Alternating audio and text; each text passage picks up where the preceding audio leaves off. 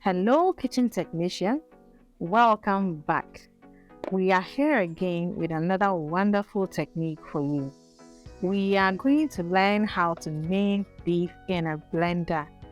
Now, what I have here is my fresh washed beef right on this plate.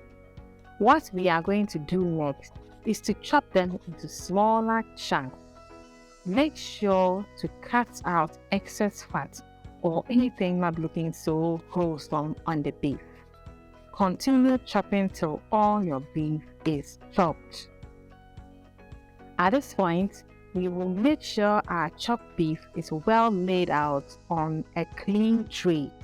Let's proceed to wrap the tray containing our chopped beef with clean sheet or any plastic bag, and go ahead to put it in our freezer to become somewhat hard.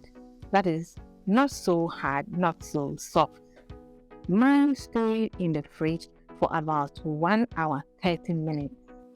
Our somewhat frozen beef is ready. Let's proceed to chop them into even smaller sizes. We are chopping at this point because it's easier to chop in this state and better for the blender when the beef is in even smaller chunks. Please don't forget to like, share, subscribe and hit the bell.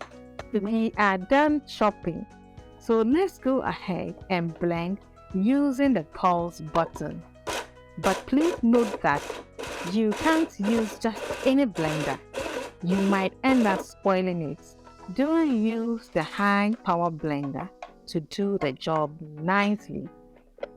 It's best to blend in smaller quantities so as to aid the blender do the job more efficiently.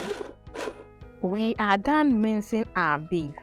We will now proceed to put them in our Ziploc bag and freeze, waiting to be used for our minced beef recipe. To watch my minced beef recipe video, please click on the link above. Thank you very much for watching. See you soon. Bye-bye.